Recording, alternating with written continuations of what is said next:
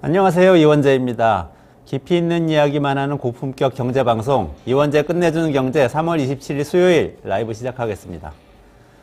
여러분들 국회의원 총선거가 2주 앞으로 다가왔어요. 어떤 정당, 어떤 후보한테 투표할지 좀 생각하고 살펴보고 계세요? 그런데요, 이게 그 국회의원 선거라는 게 나쁜 사람들 벌 주고 좋은 사람들 찾아내는 그런 게임이 아니고 사실 어떤 사람들에게는, 어떤 우리들에게는 선거 뒤에 운명이 결정되는 그런 선거이기도 합니다. 그래서 잘 살펴봐야 되는데, 예를 들면 서울 마포구에서 술집 하는 하씨 같은 경우에요. 이 하씨가 술집 사장님이신데 코로나19 때 영업 제한으로 매출이 끊겼었어요. 그 많은 그 자영업자들이 그때 그런 일 당했잖아요. 근데 그때 마침 정부가 정책 자금이라면서 돈을 굉장히 많이 자영업자들한테 풀었거든요. 근데 다 빌리는 거였습니다.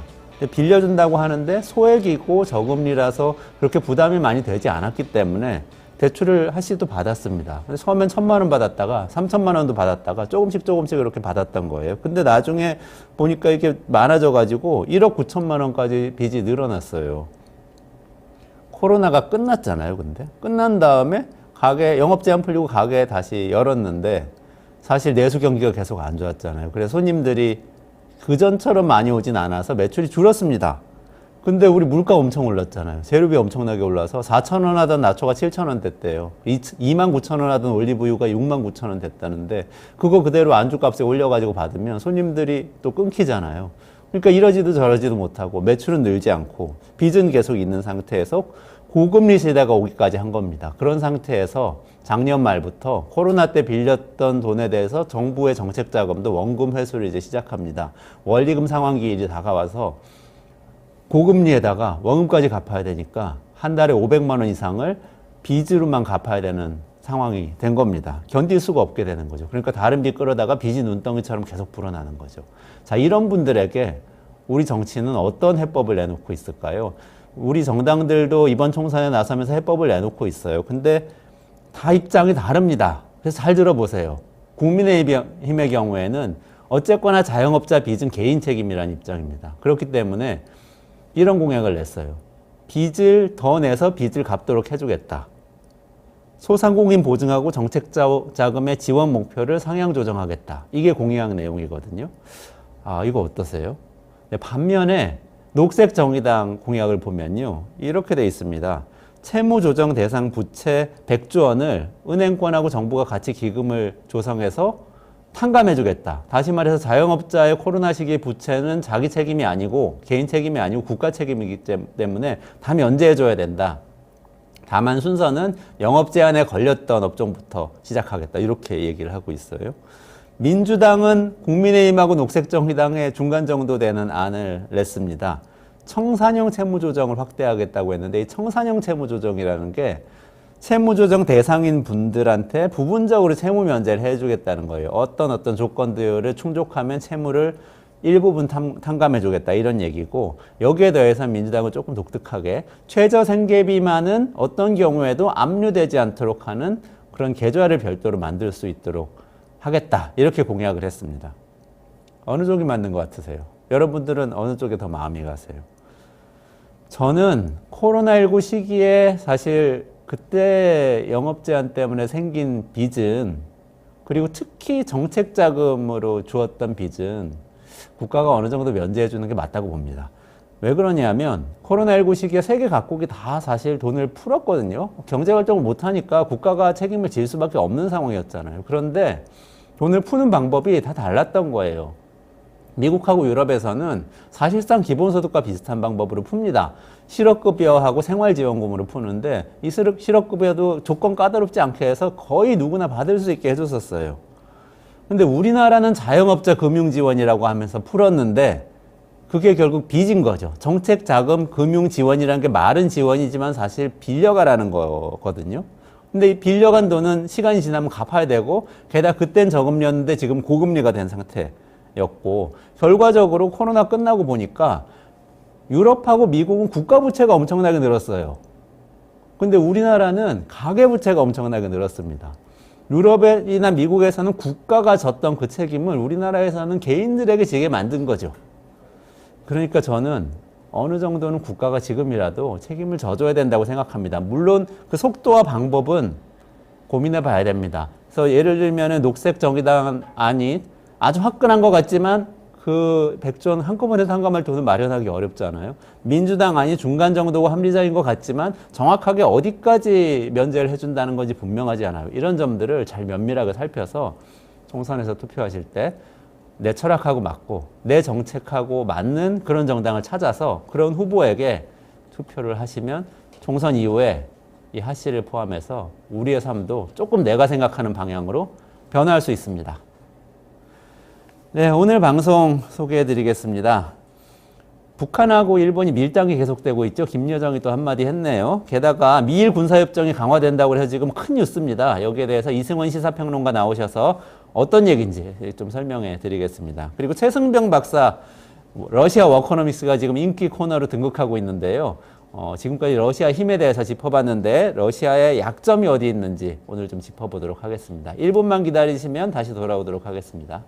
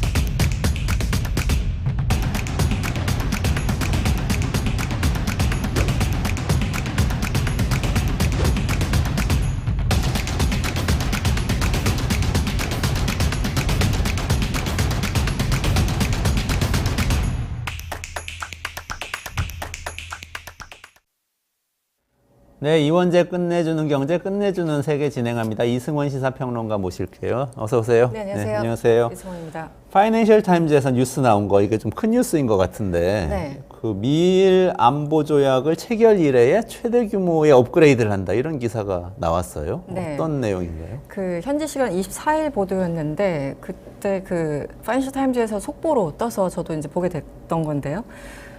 그 미일 간의 1960년에 안보 조약을 맺습니다. 그 이후에 가장 업그레이드된 미일 간의 군사 협력이 내달 발표될 것이다라는 게 핵심 내용이에요.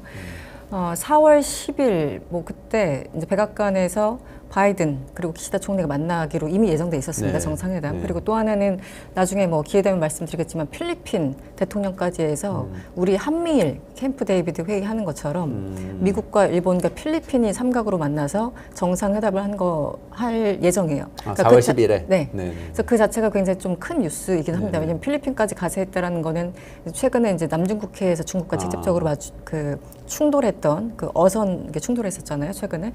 그래서 그 삼각의 정상회의 한다는 거는 한미일만큼이나 미일, 이 필리핀 이렇게 3개국이 본격적으로 군사협력 강화하겠다라는 걸 좀 메시지를 강력하게 보낸다는 그런 의미입니다. 어쨌든 그래서 10일 날 워싱턴에서 이제 그 정상회담을 하기로 했는데 여러 가지 의제들이 항상 중요하잖아요. 그러니까 그 중에서 가장 이제 중요했던 게 미일 연합사령부 창설 구상을 발표할 것이다.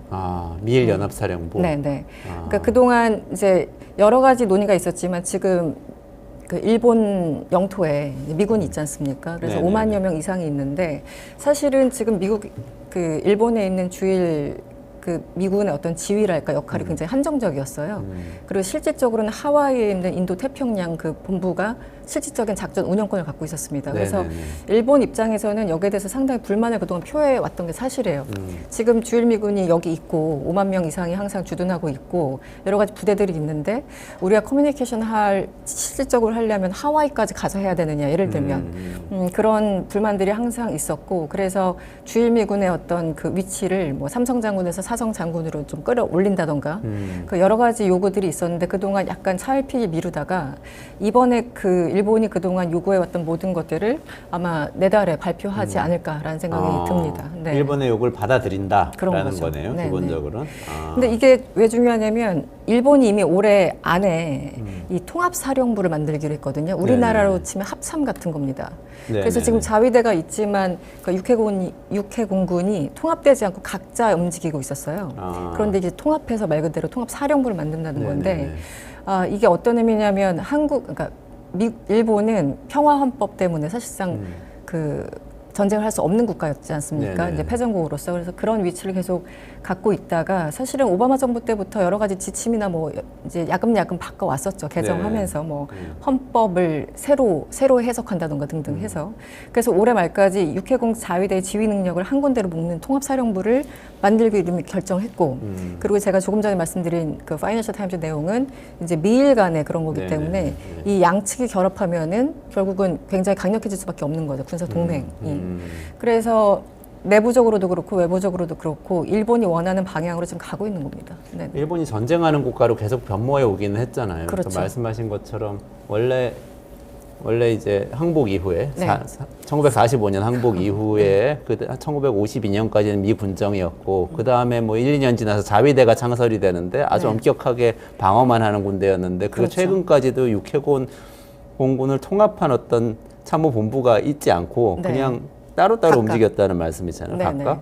근데 우리나라 체제하고 어떻게 보면 좀 비슷한 것 같은데 우리나라는 6.25 한국전쟁 이후에 한미연합 유엔사부터 시작해서 한미연합사로 쭉 변모해가지고 지금 한미연합사가 작전권을 다 가지고 있고 그렇죠. 전시작전권 네네. 갖고 있고 한국군에 또 그 합참 의장이 있고 합참 의장이 한미연합사의 지휘를 받아서 이제 전쟁을 수행하는 거 이렇게 돼 있는 네, 거죠. 실제 전쟁이 났을 때. 한미연합사령관 미군이고 이렇게 돼 있고 그러면 주일미군도 그런 방식으로 유사하게 가겠다는 겁니다. 그럼 주일미군 일미연합사가 되나요? 미일연합사가 되나요? 연합사령부 뭐 이렇게 이름이 지금 나오는데 그걸 미군이 지휘하면서 작전권을 갖게 된다. 이렇게 되는. 그리고 합참이 있어서 일본군은 다 통솔하고 일본 내부의 내에서. 통합사령부. 그렇게 변화하는 거군요. 그러니까 이게 뭐 우리만 스스로 그 디펜스 이제 방위 능력을 기른다는 것 그 자체도 굉장히 기초적인 체력이지만 이제 동맹과 관계를 어떻게 유지하느냐가 중요한 거잖아요. 그래서 지금 일본 같은 경우는 굉장히 오랫동안 이제 전쟁을 할 수 있는 국가로서의 어떤 역할을 확대시켜 왔고 법으로도 그렇고 지침으로도 그렇고 그런데 그동안 어떻게 보면은 이제 말로만 했다면 지금은 행동으로 직접 옮기는 그런 전환점에 있는 거라고 이해를 하면은 뭐 무리는 없을 것 같습니다. 네. 그렇군요. 제가 찾아보니까 네. 오늘 인터뷰하려고 찾아보니까 97년에 그 자위대 해외 파병이 가능해졌더라고요. 네네. 그리고 2015년에 또 중요한 아까 오바마 때 지침 개정이 있었다고 하셨는데 그건 어떤 거죠? 이제 미일 방위 협력 지침이라고 해서 이 지침이란 단어에 이제 딱 인상을 받으시겠지만 지침이라는 건 법은 아니고 일종의 시행령 같은 겁니다. 그래서 네네. 우리가 가이드라인이라고 표현했죠. 뭐 신 가이드라인 이런 식으로 표현을 했는데 2015년에 이 방위협력 지침을 한 번 더 개정을 합니다. 그러니까 시행령을 개정을 해서요.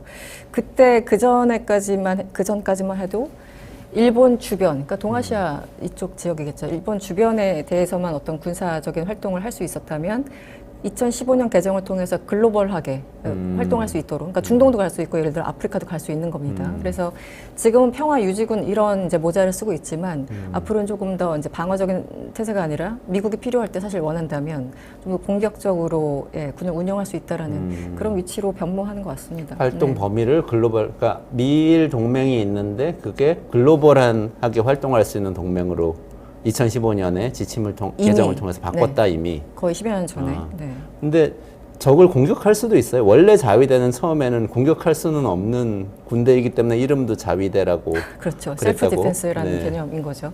그러니까 지금 말은 평화 헌법이고 전쟁할 수 없는 나라라고 하는데 지금 모든 법과 어떤 군사력을 개편하는 그런 내용들 보면은 이미 전쟁할 수 있는 국가로 된 거라고 표현을 해야 될까요? 그건 좀 뭐 해석 여지지만 어쨌든 이번에 이 백악관에서 정상회담을 갖는 이유는 아마 본인들이 사실상 전쟁할 수 있는 국가로서의 어떤 쐐기를 박으려고 하는 정치적인 메시지가 아닌가라는 생각이 들고 이것은 일본만 원해서가 아니라 당연히 미국도 원하니까 같이 하는 거겠죠. 그래서 지금 말씀하신 그 적기지 공격 능력 2022년에 아마 기억나실 텐데 일본이 뭐 반격 능력 을 개정했다. 근데 반격 능력이라는 게 마치 이제 공격을 받고 그 다음에 대응한다라는 능력처럼 보이지만 이 말은 반격 능력인데 사실상 적기지 그 타격 능력인 거예요. 선제 공격의 개념인 거죠. 그래서 상대방이 뭐 미사일을 쏴서 우리 그 일본 영토를 예를 들어 그 타격하려고 한다고 이제 그렇게 판단이 서면 그 원점 타격을 통해서 미리 공격할 수 있는 사실상 선제 공격의 개념을 담고 있는 겁니다. 그런데 이거는 아예 2022년 말에 개정을 했어요. 그래서 법에 그 반격 능력이라는 단어가 들어간 겁니다. 네, 일본 법에요? 네. 그래서 그때 일본에 세계 안보 문서가 있는데 국가 안보 안전 보장 전략, 국가 방위 전략, 방위력 정비 계획 이렇게 세 가지가 가장 중요한 안보 문서인데 거기에 반격 능력이라는 단어를 집어넣었어요. 그러니까 이 모든 것들이 다 그러니까 빌드업이죠. 소위 말하는 빌드업을 통해서. 근데 이제 배경을 말씀드리면 그 오바마 때 얘기를 자꾸 할 수밖에 없는데 오바마 정부 들어서 피보트 아시아, 그 아시아로 회귀해서 결국은 이제 중국을 견제한다라는 거였지 않습니까? 그래서 중동에 있는 군사력 외교력을 빼서 중국을 견제할 수 있는 그런 모든 전략적인 전환점이 이제 오바마부터 시작을 했었고 그래서 그때 2015년 뭐 방위 지침을 개정한다던가 이런 게 오바마 때 굉장히 많이 일어났어요. 그래서 우리나라에서는 굉장히 반발했지만 일본의 법 개정 한마디로 그 전쟁을 할 수 있는 국가로서의 변모하는 그 과정 속에서 워싱턴은 항상 환영한다는 성명까지 낼 정도였어요. 네. 그리고 15년에 또 중요했던 게 아마 그 우리 위안부 합의를 했던 이유도 정부를 압박해서 하늘 간의 어떤 그 화해 모드를 억지로 만들려고 하는 미국이 뒤에 있었던 거거든요. 네. 그래서 그 모든 것들은 결국은 이제 궁극적으로는 한미일 간의 삼각 군사 동맹을 큰 그림으로 삼는 미국의 어떤 그림 하에 일단 한국과 일본이 친해져야 되니까 야 과거사 문제 빨리빨리 청산하고 우리 미래지향적 소위 미래지향적이라는 단어를 그때 국무장관이 썼거든요. 그래서 이제 그런 식으로 앞으로 나가자고 굉장히 정치적으로 명분 있는 얘기를 했는데 사실상 본인들의 어떤 군사적 전략을 위해서 한국 정부를 압박을 한 거죠. 그리고 이제 일본 정부는 이미 동조하고 있었던 그런 상황이고 그래서 이게 뭐 하루 이틀 뭐 얘기가 아니라 사실은 10여 년 전부터 차근차근 진행해 왔던 건데 이번에 정상회담에서 어느 정도까지 구체적인 워딩이 나올지 저도 궁금합니다. 그러니까 우리나라는 지금 한미연합사 체계에서 한미연합사 체계를 가지고 미국하고 동맹을 하면서 한반도를 사실 방어하고 있는 것이고 그렇죠. 일본은 그냥 자위대가 일본을 방어하고 있고 주일 미군이 또 일본을 방어하고 각각 있었는데 사실 그러니까 한국하고 미국, 일본하고 미국은 동맹이지만 한미일 군사동맹이라는 개념은 아직 없는 거죠. 아직 없는 거죠. 그리고 우리나라가 반감이 굉장히 강하니까요. 그렇죠. 그래서 항상 군사협력이라는 단어를 쓰지 군사동맹이라는 단어를 절대 쓰지 않죠. 근데 미국의 의도는 한미일 군사동맹을 만들어 가려고 하는 거겠죠. 하고 있다. 그런 얘기네요. 왜냐면 지금 뭐 이스라엘 하마스 전쟁도 그렇고 우크라이나 전쟁도 그렇고 이 두 개의 전선 뭐 그 이전에도 그렇고 미국이 스스로 이 세계 경찰 국가로서의 어떤 능력을 충분히 발휘하기에는 한계에 이르렀다는 얘기가 이미 오래전부터 나왔었죠. 그게 2003년 시작된 이라크 전쟁부터 쭉 이제 해온 얘기고 2008년에 그 글로벌 금융위기 이 쌍둥이 위기 때문에 미국의 어떤 전체적인 위상이나 능력이 굉장히 저하됐지 않습니까? 그래서 그때부터 이제 나왔던 게 소위 이제 안보의 외주화, 일본을 통해서 그 지역에 있는 동맹을 통해서 그 지역을 방어한다. 그 전에는 뭔가 위사시 뭔가가 발생하면 미군이 직접 가서 싸운다였는데 아니야 거기 있는 그 한국이나 일본의 동맹국들을 활용해서 뭐 대만 전쟁이 났을 때 뭐 여러 가지 유사시에 그들을 통해서 레버리지를 활용하고 우리는 후방 지원해야 돼. 약간 이런 얘기가 나오고 있거든요. 그래서 지난주에 얘기했던 그 트럼프 측근이 얘기했던 것과 같은 맥락입니다. 그래서 사실상 바이든과 트럼프는 다른 건 다 다르지만 군사적인 어떤 면에 있어서는 굉장히 동일한 입장을 취하고 있죠. 유사한 입장. 여기서 그럼 어쨌든 이 삼각동맹을 추구하는 이유는 중국을 견제하기 위한 것이네요. 기본적으로죠. 중국을 견제하기 위한 전선에 한국하고 일본이 더 많은 역할을 해주기를 바라면서 계속 이걸 추진을 하고 있다는 말씀이시죠? 그렇죠. 그래서 지금 일본도 올해 예산만 지금 방위비가 7조 9천억 엔, 이게 얼마냐면 약 70조 원입니다. 아, 대단하죠. 엄청 크네요.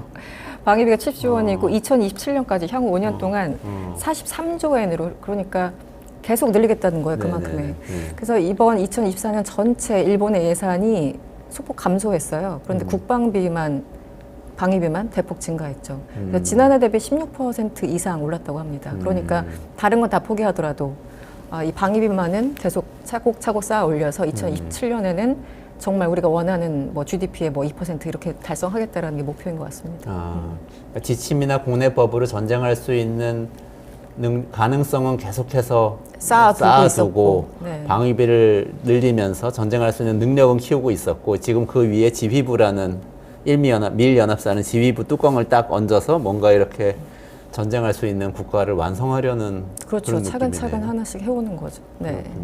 그러면 우리나라에 직접적인 영향이 있어요? 영향이 있겠죠. 그러니까 결국은 조금 전 말씀드린 것처럼 미국 같은 경우는 이제 중국을 견제하기 위해서 한미일 군사 동맹 수준으로 가야 된다고 사실상 생각하고 있잖아요. 동맹이란 말은 이제 한일 간의 과거의 아픔 때문에 얘기를 못 하고 있지만 내심 그 수위로 끌어올리고자 하는 과정에 지금 있는 겁니다. 그래서 지금 연합사령부나 뭐 통합사령부 이런 것들에 대해서 우리가 민감하게 반응할 수밖에 없는데, 그렇다면 한반도 유사시에 일본은 어떻게 되는가? 한마디로 자위대가 한반도에 다시 뭐 유사시에 올라올 수 있는가? 뭐 이런 것들이 계속 논쟁이 있었던 거잖아요. 그래서 사실은 10여 년 전부터 뭐 송민순 예전 그 외교부 장관도 그랬었고, 이 우려를 했었어요. 15년도에 그 지침 개정할 때도 미일 간의 군사 동맹이 확실하게 된다면 지금 우리는 전자권이 없기 때문에 한반도 유사시에 결국은 한국은 그 밑에 들어갈 수밖에 없다. 하이라키상 그런 우려를 했었거든요. 이미 10여 년 전에. 그래서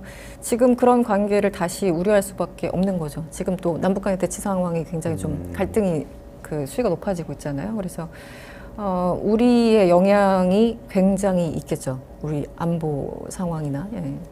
그러니까 아주 가상이지만 먼 미래에 이 길로 쭉 간다고 했을 때 정말 한미일 연합사령부 같은 게 생길 수도 있는 거예요. 인도태평양 사령부 같은 식으로. 그런데 뭔가 미국과 일본이 원할 수는 있어도 한국의 태도에 따라 다른 거죠. 우리는 네. 도저히 받아들일 수 없을 것 같은데. 그렇죠. 그거는. 네. 그 굉장히, 왜냐면 한일 간의 그 정보 주고받는 것도 굉장히 이제 반일 감정 뭐 여러 맞아요. 가지 이유로 반대하지 않습니까? 그래서 정보를 주는 것도 그러는데 이제는 군사적으로 거의 동맹 수준으로 간다는 거는 아직 한국 입장에서는 받아들이기 힘들고, 그리고 왜냐면 또 일본의 태도가 과거사에 대해서 제대로 뭐 인정하거나 반성하거나 이런 게 아니라 지금 뭐 강제동원 위안부 문제 뭐 하나도 해결된 게 없지 않습니까? 그렇죠. 그래서 결국은 만약에 그 극단적인 가정을 하신다면 아마 미래에 한국 정부가 어떤 정부냐에 따라서 약간 그 정책을 달리하겠지만, 지금까지의 정서나 역사적 배경으로 봤을 때 거기까지 가기는 힘들 거라는 생각이 듭니다. 그런데 이제 그런 거겠죠. 말은 협력이라고 하고 내용은 동맹인 거고 이렇게 갈 수는 있겠죠. 네. 근데 이 와중에 북한하고 일본하고 계속해서 정상회담 얘기를 하면서 밀당을 하고 있는 것 같아요. 김여정이 또 뭐 받아들인다고 했다가 안 한다고 했다가 왔다 갔다 했죠. 25일에는 김여정이 이제 등장해서 25일에 등장했습니다. 그래서 최근에 또 다른 경로로 기시다 총리가 김정은 위원장을 만나고 싶다는 의사를 타진했다. 하지만 당신들의 태도가 중요하다고 했는데 불과 하루 만에 26일에 김여정이 또 이런 얘기를 했어요. 일본 측과 어떤 접촉도 외면하고 거부할 거다. 그래서 뭐 하자는 건지 잘 모르겠습니다만. 네. 그런데 예전에 그 남북 뭐 이제 장관급 회담이나 이런 것들을 이제 현장에서 취재를 많이 했었는데, 오래전 얘기죠.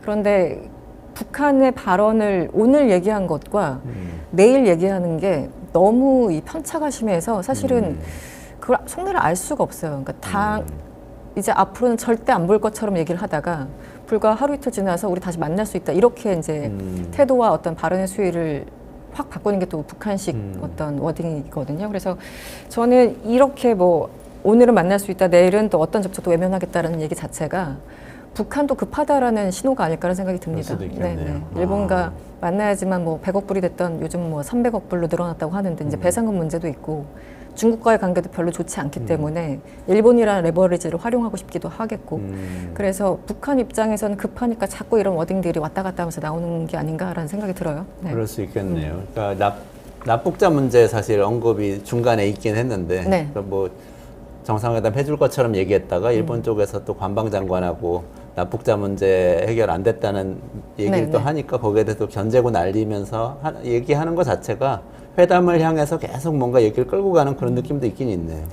그렇죠. 왜 우리 얘기 안 들어줘라고 지금 이제 계속 조르는 거죠. 어떻게 보면. 그래서 이제 두 가지가 이슈인데 아시겠지만 그 납치자 문제, 일본이 가장 중요시하는 납치자 문제가 있는 것이고 또 하나는 북한이 요구하는 우리 자위권에 대해서 뭐라고 하지 말아라. 우리가 뭐 미사일 개발하고 있는 거 다 이제 방어적인 한 국가의 주권인데 왜 당신들이 뭐라고 하느냐 그래서 이제 군사적인 문제와 납치 문제가 두 가지가 가장 큰 의제인데 일본은 납치자 문제가 훨씬 더 어쨌든 정치적으로 큽니다.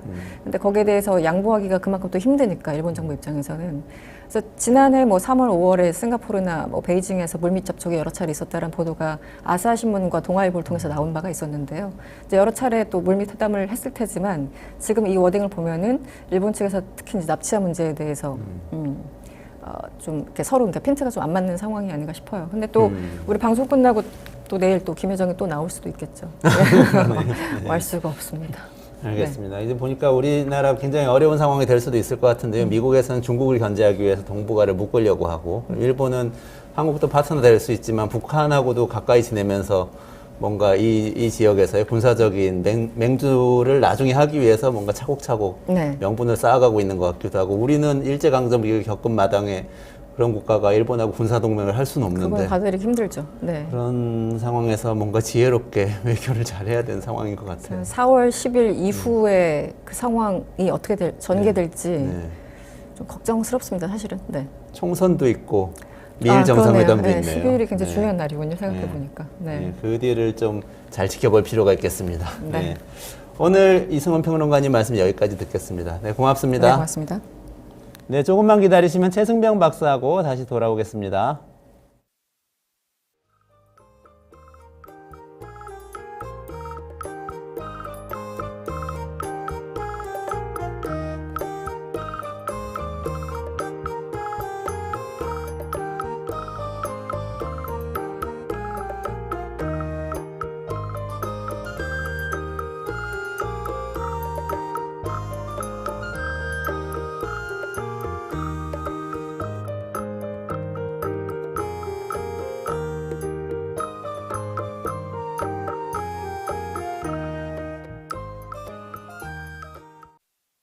매일 10시 1시간만 투자하면 내 계좌도 10배거.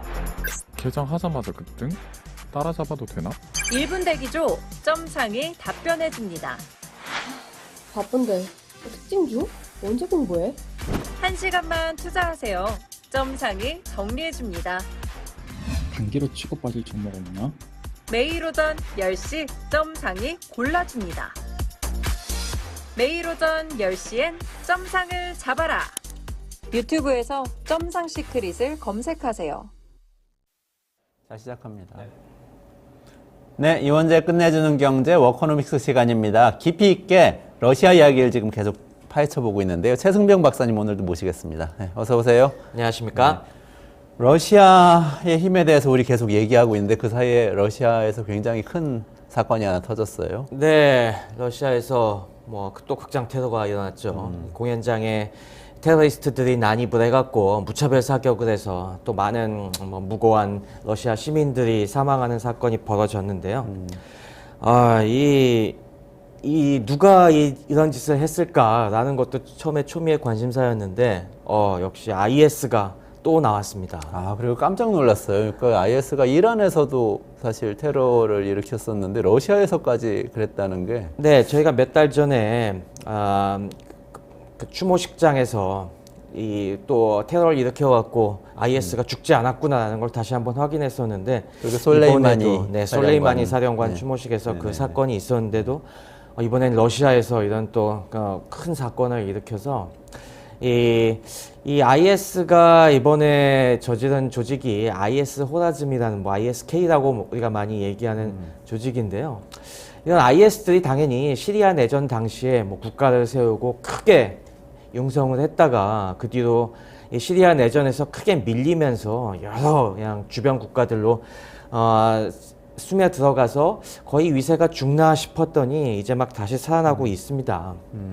사실 이번에 이 IS가 왜 이런 일을 저질렀을까라는 걸 생각해 보면은 바로 그것과 관련이 있는데 시리아 내전에서 이 잘 나가던 IS를 때려 부수는데 선봉을 섰던 국가가 바로 이란과 러시아였거든요. 지난번에 저희가 설명을 드렸죠. 네네네. 이란이 그러니까 혁명 수비대를 IS가 그 이슬람에서 순입하고 네, 이란이 아주 극단 시아파고. 순위파죠. 네. 근데 러시아는 종교적인 이유는 없지만 그냥 이란을 돕기 위해서 들어갔던. 이란을 것인가요? 돕기 위해서라기보다는 시리아가 또 이 러시아의 중동 정책의 중요한 축이거든요. 거기가 아사드 정권이 또 공교롭게도 시아파 정권이죠. 순위파가 네네. 다수인 국가에서 시아파 정권이기도 하고 또 알아사드 정권이 거기가 중동에 사실 러시아가 이제는 끈이 많이 떨어졌어요. 근데 딱 시리아가 친러적인 기조를 취하니까 그래서 뭐 러시아에 대해서 이제 해군 기지도 제공해주고 여러 가지 밀착 관계가 있기 때문에 이 정권이 무너지면은 우리 중동의 끈이 떨어진다라고 해서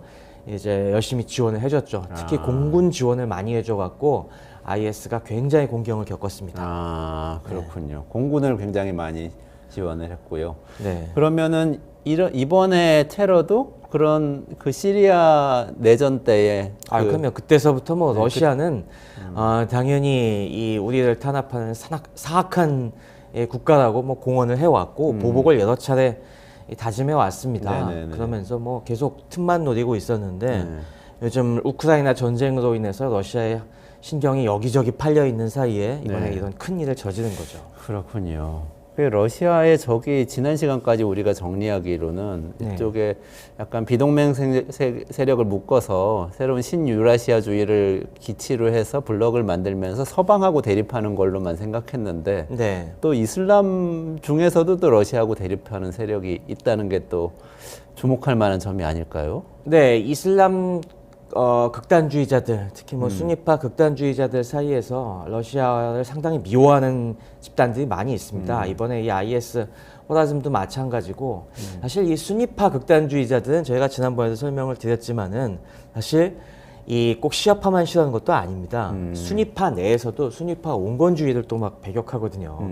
그래서 심지어는 요즘은 탈레반도 싫어합니다. 이 IS 쪽에서. IS하고 탈레반이 또 갈등이 있는 건가요? 네, 원래는 사실 탈레반도 우리가 생각하기에는 굉장히 극단적인 종파로 분파로 알려져 있습니다만 탈레반도 순위파 극단주의인 마찬가지로 거죠? 네네네. 그랬는데 탈레반이 아프간 이제 정권을 장악하면서 요즘 또 탈레반이 좀 조용하지 않습니까? 네네네. 탈레반이 요즘 또 약간 좀 유화적인 정책을 취하고 있거든요. 너무 우리가 그게 국가 인수했으니까 일단 좀 국가를 살려놓고 봐야 돼라고 원래 얘기했던 뭐 이슬람의 엄격한 걸 조금 완화시키니까 또 IS에서는 저것들 또 변절했네라고 하면서 요즘은 탈레반이랑도 갈등을 일으키고 그래서 이 IS 같은 극단적인 순위파 분파들 입장에서는 뭔가 좀 근거지가 있어야 될 거 아니겠습니까? 근데 이 근거지로 삼을 만한 데가 많지가 않아요. 아무래도 중동의 주요 국가들은 뭐 그렇다고 이란 같은 데랑 붙을 수도 없고 또 많은 국가들이 굉장히 그냥 이 권위주의적인 정권으로 또 이런 극단주의자들 탄압하고 있는 곳이기 때문에 그나마 약한 곳이 어딜까라고 봤을 때 이 중앙아시아를 타겟으로 놓을 수밖에 없습니다. 아프가니스탄 북쪽에 보면은 우리가 보통 5개 스탄 국가들 얘기하고 있죠. 카자흐스탄부터 해서 뭐 우즈베키스탄, 키르기스탄, 이런 타지키스탄 이런 국가들이 있는데 여기가 사실 그래 우리가 뭔가 새로운 이슬람 이상향 국가를 세우기에는 여기가 적당할 것 같아. 그리고 거기가 옛날부터 또 이슬람의 중요한 중심지였기도 하고. 근데 이 국가들의 특징이 뭐냐면은 다 구소련 국가들이지 않습니까? 그래서 굉장히 강한 세속주의를 채택하고 있습니다. 아직도 거기들은 권위주의 정권들이 많은데 이쪽 권위주의 독재자들이 이슬람은 이슬람은 굉장히 옛날 공산주의적인 마인드가 있어갖고 이 종교는 독이다. 특히 이슬람 근본주의는 더더욱 독이다. 그래서 굉장히 탄압을 심하게 합니다. 그래서 이쪽을 굉장히 미워하고 있고 그리고 또 그 뒷배를 봐주는 게 러시아니까 러시아는 또 그 배후에 진짜 이 악의 근원이다라는 이런 생각을 갖고 있죠. 원래 이 스탄 들어간 국가들이 이슬람 국가들인 맞습니다. 거죠. 파키스탄까지도 포함해서. 네. 그런데 이제 구소련 시대의 그 종교적인 색채는 많이 빠진 국가들이 지금. 그렇죠. 구소련 된 때부터 거죠. 뭐 종교는 굉장히 이 공산주의와 상극이었고 네. 그 공산주의는 무너진 이후에도 굉장히 위험한 세력들이라고 봐서 다들 이 국가들이 세속주의적인 정책을 취하고 있죠. 그럼 IS가 거기도 스탄 국가들에도 발붙이기가 좀 어렵게 된 상태.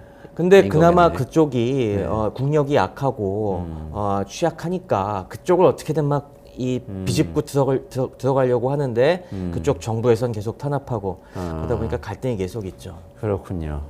그러면은 이제 이번에 테러 용의범으로 잡힌 사람들도 다 네. 타지키스탄 그 스탄 국가들 중에 맞습니다. 하나의 타지키스탄 출신이라고 그러더라고요. 네, 그런 국가들 내부에서도 물론 근데 모두가 세속주의에 동감하는 건 아니어서 또 일부 국민들은 그런 쪽 아무래도 이슬람 근본주의에 끌리는 경우들이 있고 또 이들 국가들 사정이 아까 말씀드렸다시피 대부분의 국가들이 진짜 엄청난 독재 국가입니다. 거의 북한과 맞먹을 정도의 독재 국가들이 자리 잡고 있고 그리고 경제 사정이 되게 안 좋아요.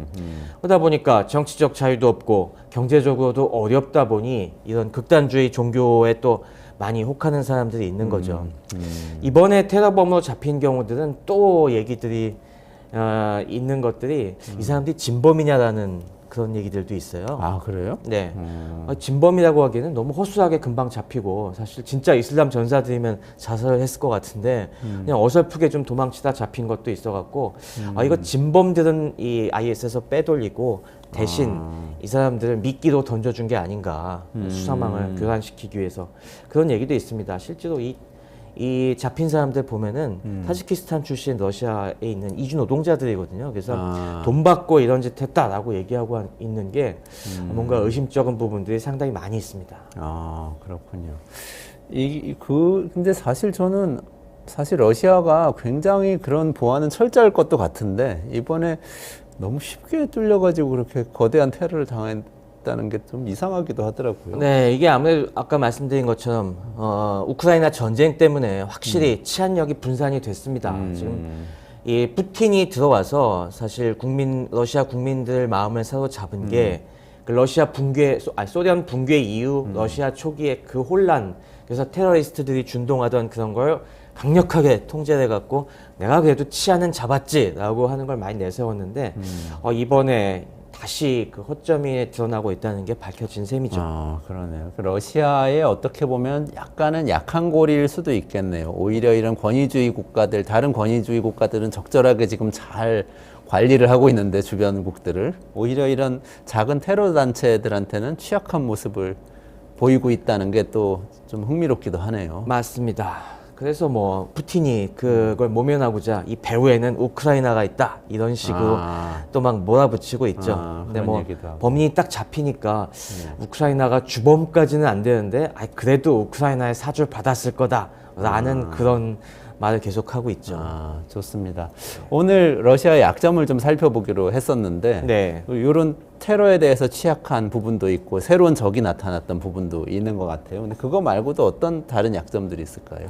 네, 이런 것들이 뭐 여러 가지 문제들이 얽혀 있는데 러시아는 사실 뭐 저희가 지난 한 2차례, 3차례에 걸쳐서 러시아의 여전히 죽지 않은 강한 파워들을 얘기했습니다만은 러시아는 본질적으로 또 수많은 약점을 내재하고 있는 국가입니다. 이걸 푸틴이라는 철권 통치가 그냥 잘 보이지 않게 꾹꾹 눌러놓고 있을 뿐이지 사실 언제든지 이런 게 이완되면은 터져 나올 수 있다는 얘기들을 계속 많은 사람들이 해왔고 이번 테러도 그 중에 하나라고 보시면 되고요.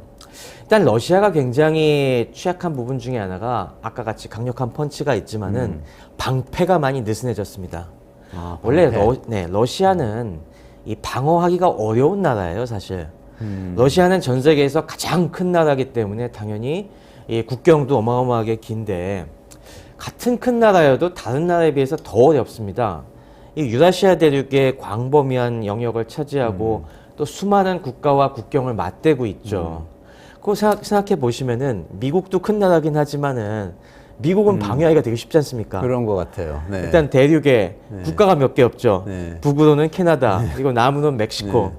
이 두 나라는 뭐 옛날에나 싸웠지 뭐 지금은 별로 적대적으로 싸울 일도 없고, 또 동서로는 거대한 대양이 맞아요. 버티고 있기 때문에 네네네. 이런 자연적인 장애물로 별로 뭐 직접적으로 육로를 통해서 공격받을 게 없다고 하면은, 러시아는 일단 뭐 핵심적인 유럽 쪽에 지금은 뭐 나토가 이렇게 촘촘하게 나토 회원국들이 자리 잡고 있고, 동쪽 국경도 보면은 물론 뭐 거대한 카자흐스탄이 뭐 좀 완충지대를 형성하고 있다지만은 뭐 거기 빼놓으면은 사실 몽골까지도 완충지대를 볼 수가 있겠죠. 하지만 그 밑에 이 중국이 여전히 위험한 국가거든요. 장기적으로 봤을 때는. 뭐 그런 면에서 그러네요. 이게 결코 안심할 수가 없습니다. 그래서 이 러시아는 항상 소련 시대에서부터 이 방공 세력을 강화하는데 되게 신경을 많이 썼어요. 방공. 네. 공중을 아무래도 방어한다는 거죠. 그렇죠. 네. 육상으로도 침투해 올 수 있겠지만은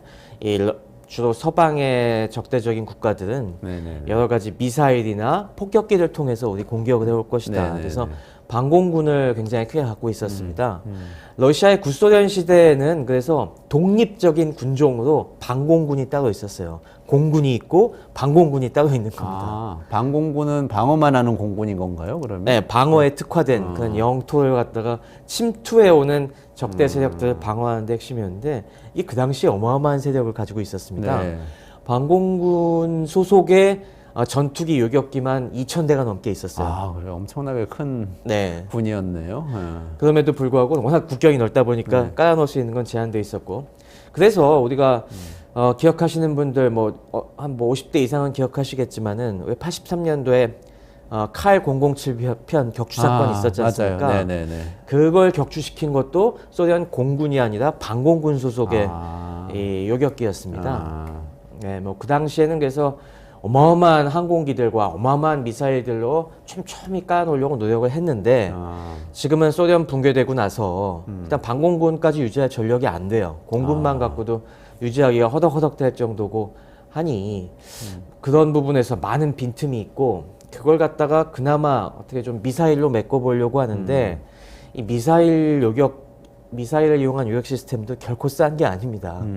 러시아가 뭐 지금 S-300, S-400 이런 시스템들을 운영하고 있는데, 최신의 S-400 같은 경우는 그 시스템 하나, 여기 시스템이라고 하는 거는 이 여러 가지 레이더가 몇 개가 있고 뭐 탐지 레이더가 있고, 그 다음에 이 무기를 유도하는 또 그런 통제 레이더 같은 것들, 레이더 시스템과 여러 가지 미사일 발사대들로 구성이 되는데, 이거 하나가 보통 1조 원이 넘습니다. 그렇군요. 아. 러시아가 지금 S-400 같은 경우는 한 거의 100개 시스템 정도 운영하고 있는데, 그래도 그것만 해도 100조지 않습니까? 네네. 운영비도 어마어마하고. 근데 뭐 그거 100개 깔아놓는다고 해서 지금 다 커버될 수가 있는 것이 아니죠. 네네. 그래서 뭐 이런 중요한 미사일 방공 시스템 같은 경우들이 어쩔 수 없이 얘네들 주요 전략 거점을 방어하는 데 쓰입니다. 이를테면 러시아의 모스크바 주변에 뭐 크렘린이라든가 주요 지휘부 방어하고, 또 핵미사일들 기지들 이런 데 방어하고, 또 주요 군사기지 방어하는데 배치하다 보니까 나머지가 빈틈이 많은 거예요. 특히 요즘 취약하게 보이는 데가 어디냐면은 러시아의 산업시설들입니다. 러시아의 산업의 핵심은 지난번에 봤다시피 여러 에너지 산업과 네네네. 천연자원들 이런 쪽 그렇죠. 관리하는 시스템들일 네네네. 텐데, 이쪽까지 이걸 깔아놓기가 쉽지가 않습니다. 그래서 그걸 노려갖고 요즘 우크라이나가 정유시설, 석유 저장고 이런 쪽에 집중적으로 드론 공격을 지금 하고 있죠. 이번 달에만 봐도 한번 두세 번 되게 크게 들어갔었습니다. 그래서 러시아가 뭐 우크라이나에 드론 몇십 대 격추시켰다는 얘기들 하는데, 그럼에도 뚫려갖고 굉장히 큰 화재가 발생하고 이런 문제들이 일어났죠. 그런 것 자체가 이거 방공 시스템, 또 기존의 방공 시스템이라는 건 대부분 좀 큰 미사일 아니면은 적의 큰 비행기들을 격추시키는데 집중이 돼 있다 보니까 요즘같이 이 드론들을 막아내기엔 좀 취약한 부분들도 많이 있습니다.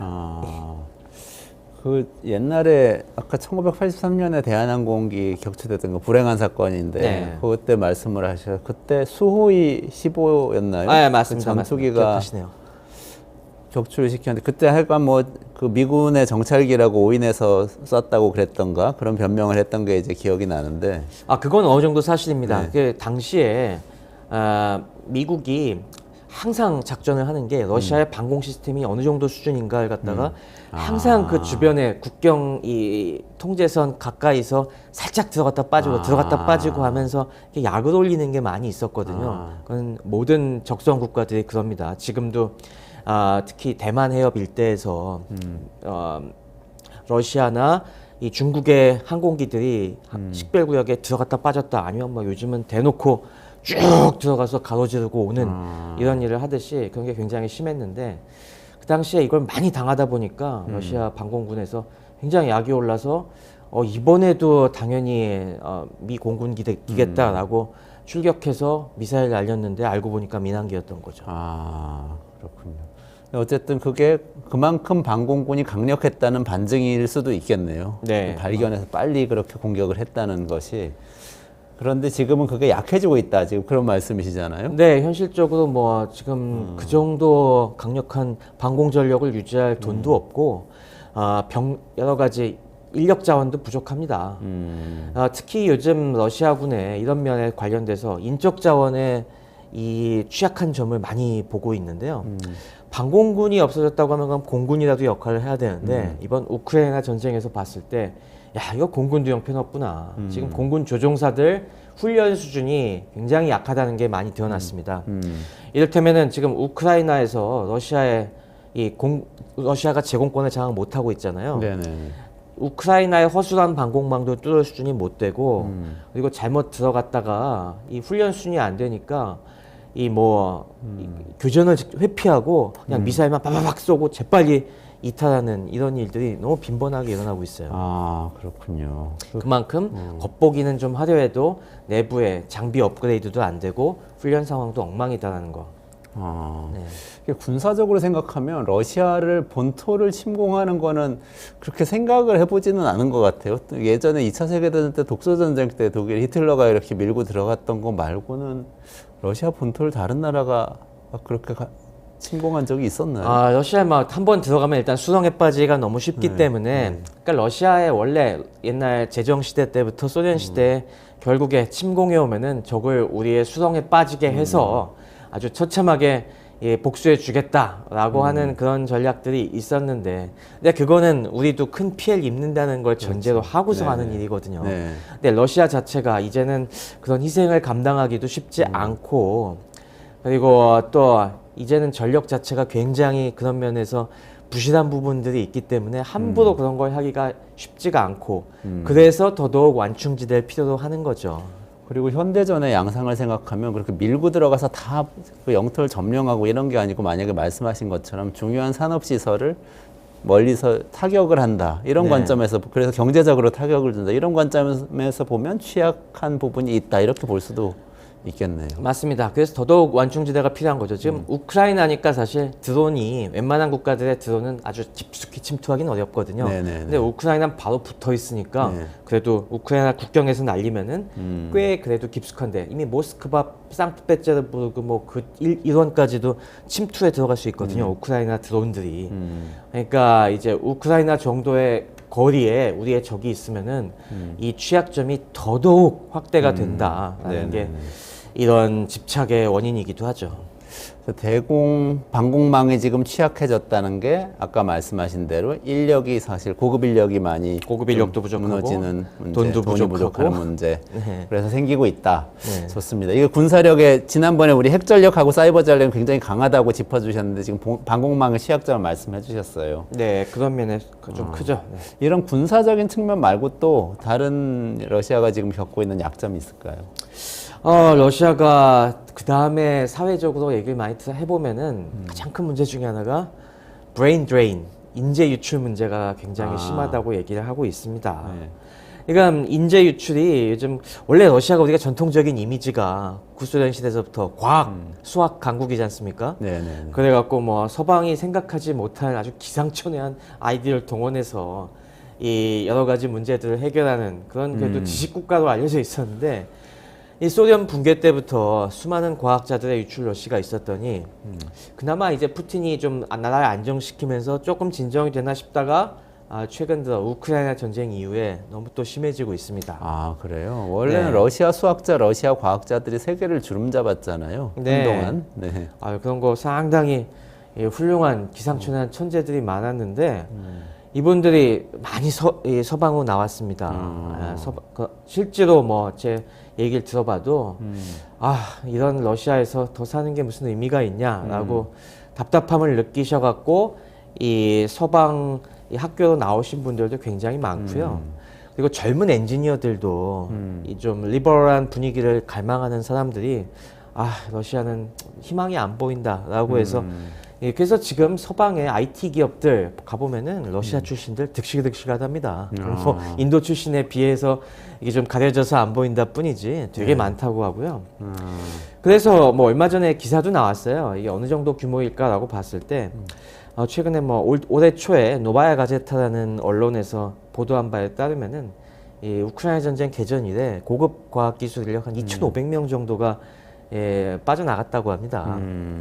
이거는 뭐 명확하게 확인된 것만 그렇고 사실 주변 국가들 징병을 피해서 아까 얘기한 스탄 국가들이나 그런 데로 피신하는 사람들 꽤 많거든요. 아, 네네네. 뭐 근데 이게 우리가 겉보기에는 크게 지금 부각이 안 돼 있는데 실제로 나오신 분들이나 남아있는 사람들 인터뷰한 것들 보면은 러시아에서 이것 때문에 해체된 이 연구 그룹이 되게 많다고 합니다. 네.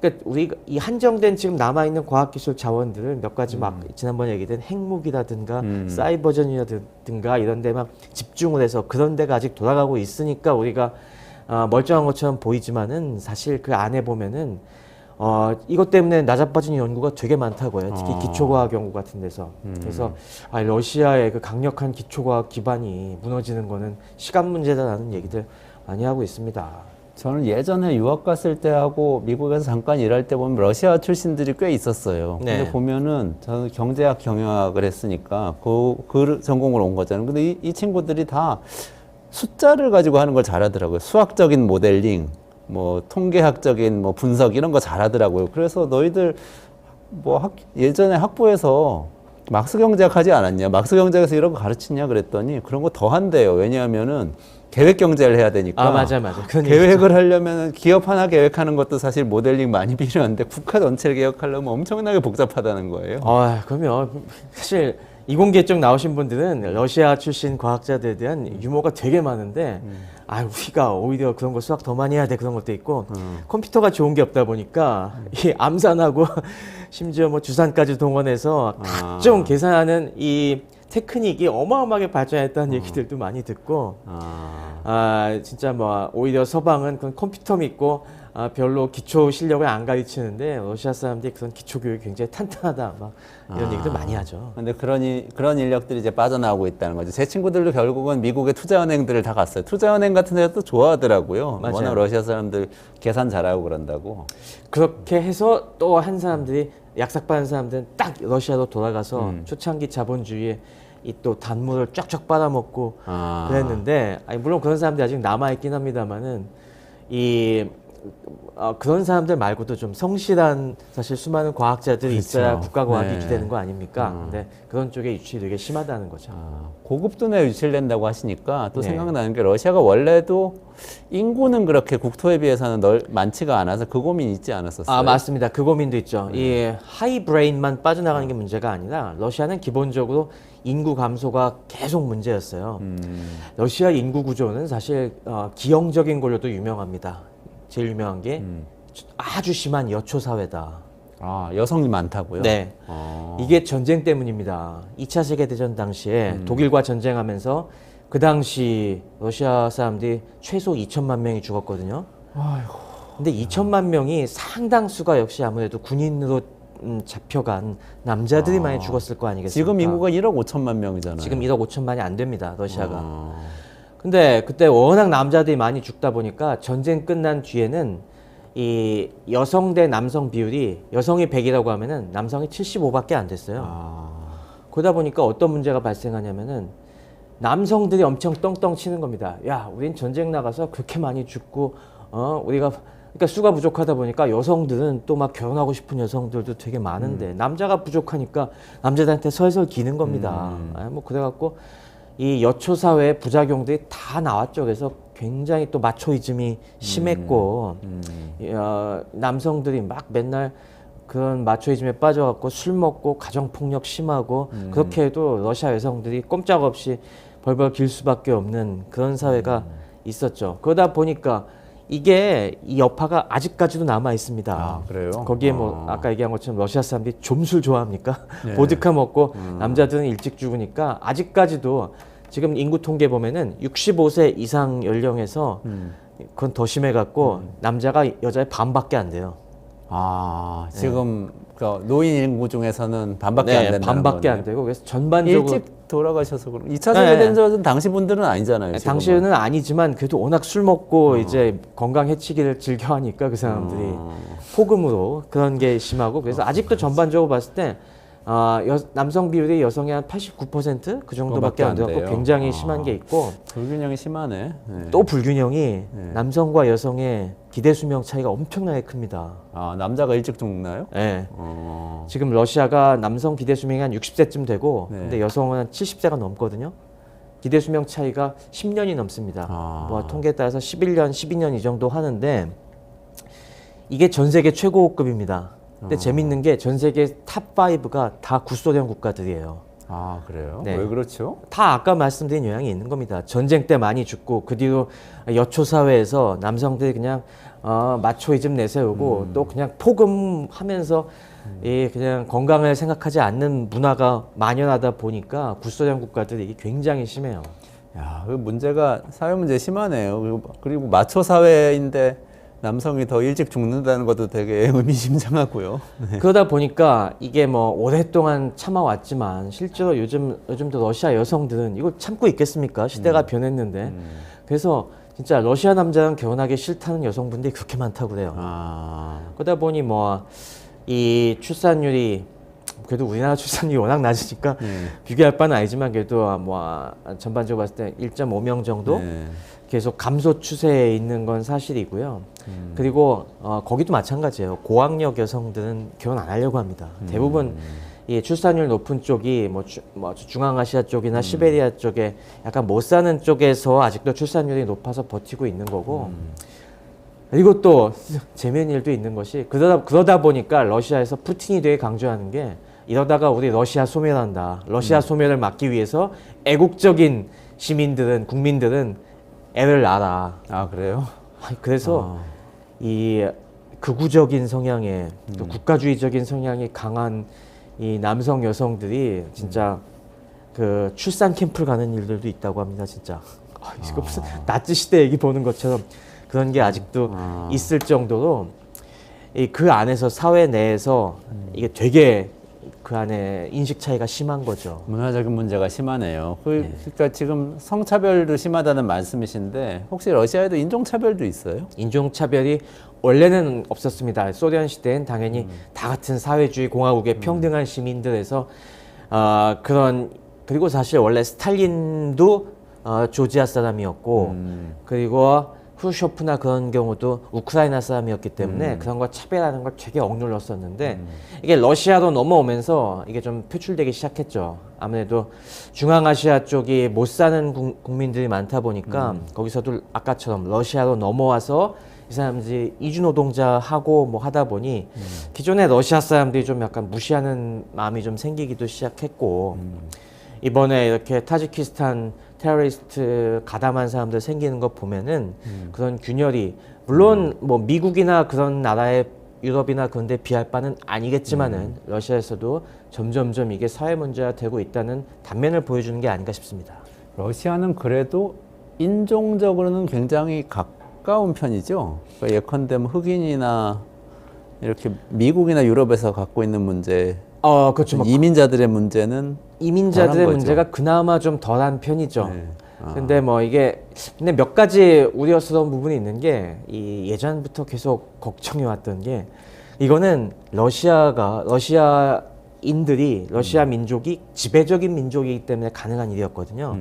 러시아인들이 거의 상당수를 차지하기 때문에 이거는 마치 중국 생각해 보시면 됩니다. 중국도 사실 이 민족 문제가 덜하다고 하지만은 이거는 한족이 지배적이기 때문에 우리가 뭐 그래 조금 너네들 들어온다고 전혀 우리의 이게 흔들릴 게 아니야라는 전제 하에서 유지돼 왔던 건데 이게 러시아가 아까 말씀드린 러시아인들 내부의 여러 문제들이 겹치면서 역시 출산율은 그런 이민족들이 더 높고 하거든요. 그런 것들 때문에 거기도 그런 불안감들이 좀 생긴다. 아무래도 러시아인들이 점점점 만약에 소수로 줄어든다고 하면 갈등이 생길 수도 있죠.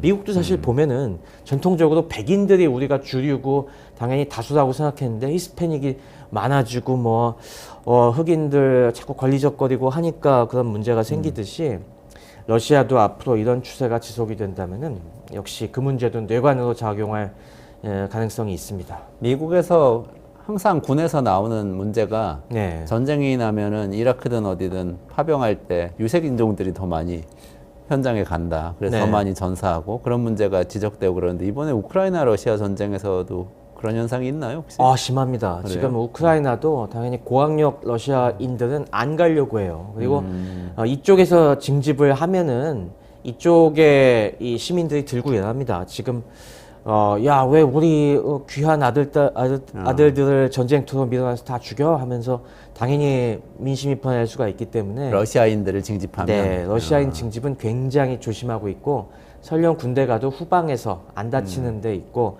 그래서 전방으로 보내는 게 죄수들이나 아니면은 중앙아시아 시베리아 쪽에 소수 민족들에서 많이 보내거든요. 그쪽은 아직도 뭐 좀 순박하고 그래갖고 그런 데서 뭐 죽고 오더라도 좀 약간 돈 주고 뭐 주고 하고 잘 구슬리면은 큰 문제가 발생하지 않기 때문에. 결국은 마지막에 지금 말씀하신 문제들은 다 차별에 대한 문제인 것 같아요. 네. 러시아가 갖고 있는 리스크 중에서 앞쪽에서 얘기했던 이 군사적인 방공망의 리스크도 있지만 그거 말고 남녀 간의 차별의 문제나 또 인종 간의 차별의 문제 이런 어떻게 보면 좀 정근대적인 문제를 여전히 안고 있는 사회가 러시아다. 맞습니다. 그런 내부 갈등선을 갖다가 많이 품고 있기 때문에 이것이 지금 권위주의 정권 하에서 꾹꾹 누르곤 있지만은 이게 장기적으로 봤을 때는 이게 하나하나 터져 나올 겁니다. 그런 면에서 많은 사람들이 얘기하고 있는 것이 우리가 러시아가 앞으로 융성할 수 있겠느냐라는 부분에서는 약간 좀 회의적입니다, 당연히. 아, 그렇군요. 우리가 전체적으로 한번 정리해서 생각해 보고 싶은데, 우리가 러시아 힘에 대해서 얘기할 때, 네. 핵전력을 중심으로 한 이 군사력, 굉장히 강하다 맞습니다. 얘기했었고, 그 다음에 자원을 중심으로 한 이 그렇죠. 에너지 경제, 굉장히 네. 강하다고 그쵸. 이야기했었잖아요. 그리고 생각보다 그것이 네. 오래 유효할 것이다. 네. 그러면서 오늘은 그래도 방공망 같은 군사력 중에 일부는 좀 방어력이 취약하고 네. 사회는 차별 때문에 굉장히 좀 불안정해질 소지를 가지고 있는 사회다. 이렇게 그렇죠. 네, 재래식 군사력의 허점들이 여전히 굉장히 많이 있고 그런 러시아가 뭐 푸틴 하에서 뭐 90%씩 지지율이 나오는 이런 똘똘 뭉친 국가라고 생각할 수가 있겠지만은 그거는 어쩔 수 없이 이 대안이 푸틴밖에 없기 때문에 지지하는 것일 뿐이고 그 안에 사실 수많은 불만과 갈등의 요인들이 내재되어 있다. 그리고 결코 그런 면에서 미래 인재들을 갖다가 결국에 국가가 유지가 되려면은 우수한 여러 가지 지식을 전수하고 뛰어난 인력들이 유지가 돼야 되는데 그런 면에서 이게 과연 지속 가능할까? 많은 회의감이 든다는 것이죠. 회의감이 든다고 말씀하셨는데 그럼 어느 정도 위상으로 러시아가 나중에 남을까요? 우리나라 입장에서 또 생각을 해봐야 되잖아요. 네, 저는 그래서 러시아가 그렇다고 저는 몰락하거나 이런 걸 생각하는 건 아닙니다. 아까 얘기한 것처럼 강점이 있기 때문에 몰락까지는 안 해요. 그리고 핵전력의 이 강대함 때문에 현상 유지는 할 것이다. 지금처럼 그 현상 유지라는 건 전 세계를 굉장히 곤란에 빠뜨리게 만들 수 있을 정도의 위세는 가질 것이다. 그리고 그걸 기반으로 해서 분명히 러시아 정치인들은 그걸 이용을 해갖고 우리 절대 죽지 않았어. 우리 무시하지 마. 라고 계속 국민적 자존심을 자극해가면서 이 위상을 유지해 나가겠지만은 그렇다고 뭐 중국처럼 막 이 우길 승천해갖고 전 세계에 다시 한번 그 거대한 패권 국가로 올라서기는 힘들 것 같다. 아, 신냉전 시대의 한 축이 되는 정도까지는 어려울 거. 네, 뭐 같다. 독보적인 축은 당연히 어렵고 하지만 이 약간 나온 것처럼 중국과 얘네가 결합함으로써 이 어떤 하나의 큰 블록으로서 중요한 전 세계의 곤경을 겪게 할 그런 파워는 충분히 갖고 있다. 네, 알겠습니다. 아, 러시아 얘기 마무리하려니까 어쩐지 서운한 마음이 드는데 오늘까지 러시아 얘기하고요. 그 다음에 이제 다른 국가 분석해 주시려고 하시거든요. 그래서 좀 마무리를 하려고 하는데 나중에 한번 기회가 되면은 그 우리나라하고의 관계를 러시아뿐만 아니라 다른 여러 나라들하고 네. 같이 수합 분석처럼 네네. 이렇게 한번 해보면 좋을 것 같아요. 네, 지금 저희가 사실 수학 분석식으로 얘기하면은 강점과 약점을 얘기했으니까 네. 사실 뭐 제가 직접적으로 말씀드리긴 좀 약간 어려운 문제들이 있어갖고 슬쩍 휘둘려 갔지만은 잘 들어보신 분들이라면은 우리 입장에서 야 뭐가 위협이고 뭐가 기회겠다는 걸 느끼셨을 겁니다. 그런 면에서 뭐 이가 굉장히 생각해볼 만한 주제이고요. 당연히 이제 제 생각은 개인적으로. 불가근 불가원의 관계를 상당 기간 가지고 갈 수밖에 없는 국가라고 저는 생각을 합니다. 그렇군요. 네. 알겠습니다. 아니 또 어디 현장에 연구하러 가신다고 들었어요. 그래서 아, 또 네. 방송을 2주 동안 네, 다음 제가- 주 또 총선이고 네, 다음 제가 주에도 쉬셔야 잠시 된다고. 네. 모처에 가서 조금 더 연구를 해갖고 와서 그 다음에 다른 국가에 대해서 조금 더 깊이 파헤쳐 보도록 하겠습니다. 네, 해외 잘 다녀오셔서 다음 이야기 또 이어갈 수 있으면 좋겠습니다. 네. 오늘 최승병 박사님하고 러시아의 약점과 또 새로 생겨난 적들에 대해서 짚어봤습니다. 러시아 워커노믹스 여기까지 마무리하고요. 다음에 또 다른 국가로 최승병 박사님하고 같이 찾아뵙도록 할게요. 최 박사님 고맙습니다. 감사합니다. 네. 네, 이원재 끝내주는 경제 매일 점심 12시 30분에 라이브 진행합니다. 내일도 12시 반에 찾아오니까요. 라이브 꼭 들어와 주시고요. 같이 이야기 나눠주세요. 감사합니다.